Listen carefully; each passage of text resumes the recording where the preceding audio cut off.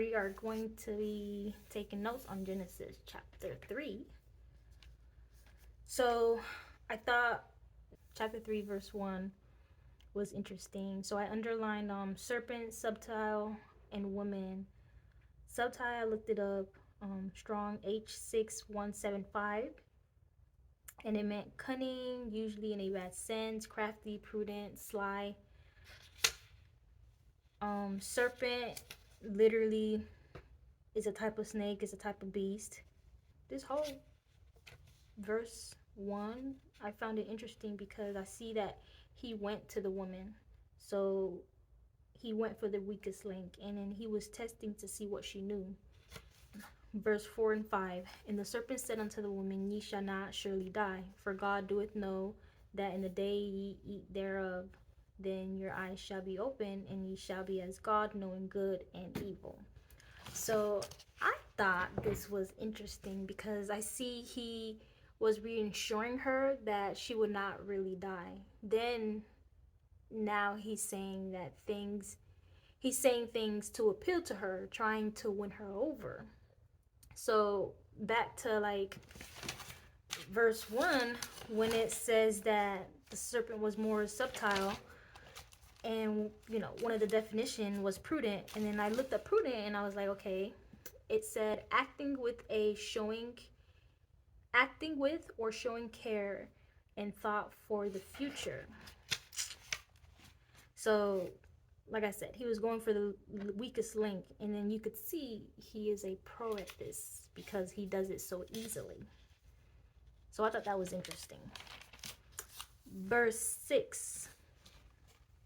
Now the woman saw that the tree was good for food, and it was pleasant to the eyes, and a tree to be desired to make one wise. She took of the fruit thereof and did eat, and gave also unto her husband with her, and he did eat. So I found this interesting because she started to covet the tree. She wanted to be like God. She wanted power. So this got me thinking, okay, is this what Satan did in heaven to win 1/3 of the angels? Basically what he did to the women on earth, did he do the same thing in heaven? Now you can see in verse 6 also the power of women, because man held women high and put women before God. Verse 7, it says, and the eyes of them both were open, and they knew they were naked, and they sewed fig leaves together and made themselves aprons. Verse 7 literally just reminds me of a newborn when they can't see anything, but after a few days they're able to open their eyes. I don't know, it just came to me, so that's what I see in that. So verse 8, and they heard the voice of Yah walking in the cool of the day, and Adam and his wife hid themselves from the presence of Yah amongst the tree of the garden. So I looked up voice, I underlined voice. Well, I underlined they heard the voice of Yah walking in the cool of the day. I thought that was pretty interesting. So I looked up voice, strong H6963, and it means to call, loud, a voice, a sound, or a sound. Spirit equals wind. Cool of the day equals wind. That's what I found. Yah, his name is spirit, and spirit equals wind. So they heard the wind blowing in the garden. So, but they knew because they heard the voice of Yah. So they knew he was coming. So it was like a certain way of telling, Yah was there. So it's either they heard a loud sound, the voice of the wind, in the cool of the day. But for my summary is they heard the wind blowing in the garden. Another thing that I kind of got was, though God is everywhere, they hid themselves from God's presence by hiding behind trees. So I'm like, okay, what's the point of hiding behind trees? So I'm like, okay, they hid their face. So like if you're in front of a king and he said he doesn't want to see you in his presence, you're going to hide your face. You're going to hide your presence. You're going to hide yourself from, the presence of the king. So basically they were ashamed. Verse 9, and Yah called unto Adam and said unto him, where art thou? So here I see, Yah had called the head. He didn't call woman, he didn't call both, but he called the head first. He called the man, Adam, first, the person in charge. Verse 10, and he said, I heard thy voice in the garden, and I was afraid, because I was naked and I hid myself. So verse 10, I thought it was interesting that he was afraid of Yah seeing him naked. Verse 12, so now we know that Yah had called Adam first, and his response in verse 12 was, the woman whom thou gavest to be with me, she gave me of the tree, and I did eat. So for me, I see this is where the blame game starts. So man blames woman, but like he listened to the voice of woman more than Yah. Verse 13, and Yah said unto the woman, what is this that thou hast done? And the woman said, the serpent beguiled me, or beguiled me, and I did eat. So I looked up that word, I underlined that word, beguiled, Strong H5377, and it means Nasha. That's how you pronounce it, Nasha, or NASA, whatever. And it means to deceive, to lead astray, to delude, or to seduce. So I looked up the word delude, and it means to oppose a misleading belief upon, or to fool. Verse 14, and Yah said unto the serpent, because thou hast done this, thou art cursed above all cattle and above every beast of the field. Upon thy belly shalt thou go, and thus shalt thou eat all the days of thy life. So I underline cursed above all cattle, belly shalt thou go, thus shalt thou eat all the days of thy life. From here, all I can think about is man and beast was made from the dust of the earth. So verse 14 is basically the first punishment that Yah had did, but the first punishment went to the serpent. So in my mind, the serpent is forever lowering himself to others because he is cursed. So he is the lowest of the low. But what also got me was he didn't say devil or whatever, but he said serpent, because thou hast done this, thou art cursed above all the cattle and above every beast of the field. So he punished the actual animal, is what I can see, because the devil was already cast down to earth. So now, Lucifer, whatever, like if he's spirit, he's literally spirit, which means he doesn't really have a body for the earth. So Yah punished the serpent, the actual animal, is what I see here.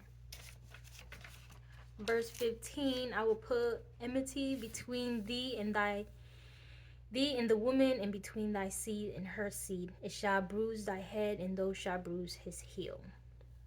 So I underlined enmity, and I looked it up, Strong H342, and it meant hostility or hatred. Seed was underlined, Strong H2233, and it means offspring. And actually notice it's not saying seeds, but it said seed, thy seed. So it's like one. So it didn't say seeds, but it said seed. So what does that mean? It's one person. So it's talking about a certain offspring, a certain someone. Head, Strong H7218, to shake the head, the chief, basically. Her seed, it shall bruise thy head.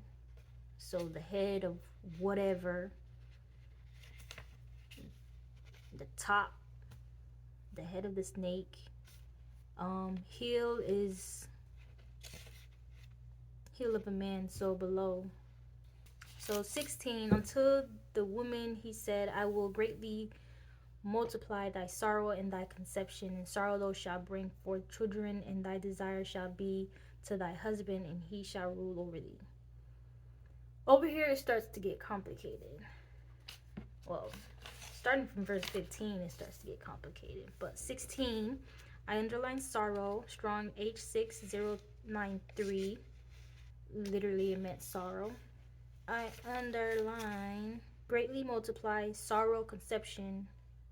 In sorrow bring forth children, thy desire, thy husband, and he should rule over thee. So conception, strong H2032, literally giving birth. So in verse 16, I found it very interesting because in the beginning, when we saw women started coveting for the tree, and she was like, oh, I want, like, it could make her wise, and she started wanting power, and she started wanting to be like God. I see in verse 16, Yah punished her and was like, okay, woman, you know, because you desire the tree, and you saw power, now she will desire man, her husband, and he will have dominion. He will govern the woman just as animal. So now man is at the top of all. So man also has dominion over woman because of what happened. So she, you know, God didn't give her power, he gave it to the man now. So because you wanted this, I'm going to give it to the man. And now she'll have someone to rule over her. Verse 17. And unto Adam he said, because thou hast hearkened unto the voice of thy wife, and hast eaten of the tree of which I commanded thee, saying, thou shalt not eat of it, cursed is the ground for thy sake, and sorrow shalt thou eat of it all the days of thy life. For verse 17, I found it interesting because Yah didn't curse man. Yah cursed the ground. He said, cursed is the ground for thy sake. So for your sake, I'm gonna just curse the ground. For the sake of man, Yah cursed the ground. And then sorrow he would eat till he die. It's more to it, but like I said, it starts to get complicated in starting from verse 15. But verse 18, it says, thorns also and thistles shall it bring forth to thee, and those shall eat the herbs of the field. So now this like brings me back to Genesis chapter 2, when he was in the Garden of Eden. So Eden means pleasure, delight, delicate, or, you know, presence. So it was basically easy going. So Yah gave man Eden, but now Eden was taken away, and now man shall eat his work. So man had it easy because he had everything given to him. So now, you know, man's punishment was that taken away. In sorrow he would do things. In sorrow he should work and eat. And it will no longer be a pleasure, but painful and hard. So thorns and thistle, painful and hard. So a responsibility basically was given. Easy life, but he threw it all away. Now he will have to work hard for it. What women wanted, it wasn't given to her, but it was given to man. And what man had, it was taken away from him. So that's what I saw. Verse 19, in the sweat of thy face shalt thou eat bread, thou shalt return unto the ground. For out of it was though taken, for dust thou art, and unto dust shall thou return. So death as punishment. Death as punishment. Face, I looked that up, Strong H693, and it meant nostril, nose, or anger. Ooh. Anger. So that got me thinking. So the cursed ground is, like I said, it gets complicated, but this is what is in my mind. So the cursed ground is the death that man has to go through in verse 17. Man works until he dies. So, like I said, face meant nostril, nose, or anger.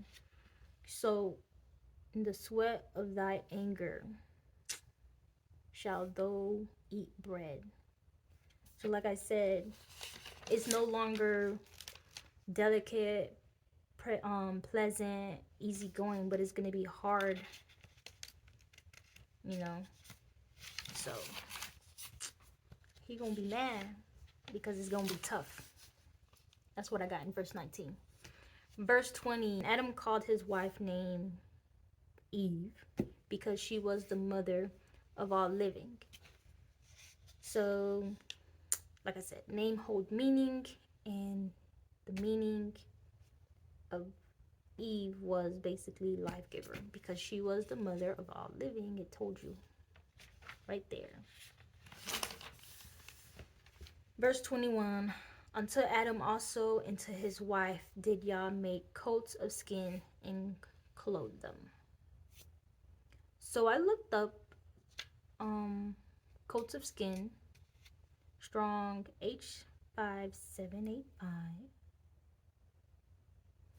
and it meant hide or leather. So, or tunics, like animal skin. So right here it was like, was this the first sin offering? Because it says Yah made coats of skin and clothed them. So they did a sin. They committed a crime. So now to forgive them, it's giving, first offering, first sin offering. Verse 22, and Yah said, behold, the man is become as one of us to know good and evil, and now lest he put forth his hand and take also of the tree of life and eat and live forever. So in my mind, it was like, okay, what is the difference between the us in Genesis 26, chapter 1, verse 26, and the us in Genesis chapter 3, verse 22? The question I asked myself is like, okay, what was the purpose of the two trees in the garden, and who is, like I said, the us? And he didn't want man to live forever. And that's what I got in verse 22. So verse 23, therefore Yah sent him forth from the Garden of Eden to tilt the ground from whence he was taken. So verse 23, he was kicked out, fired, demoted, and was sent somewhere else to work the ground. So like I said, man didn't appreciate what he had, so Yah took away what he had. So he was sent somewhere else to work the ground. Verse 24. So he drove out the man, and he placed at the east of the Garden of Eden cherubims and a flaming sword, which turned every way to keep the way of the tree of life. So God had to put guards, because he said cherubims, to protect the tree of life, to keep man from getting to it. So man already touched, like he said, he already touched. Man is gonna touch the tree again. He would do it again. He put cherubims, and then he put a flaming sword turning every which way. So it's like literally every which way. So like around every direction. So that's what I got for Genesis chapter 3. and what was going through my mind.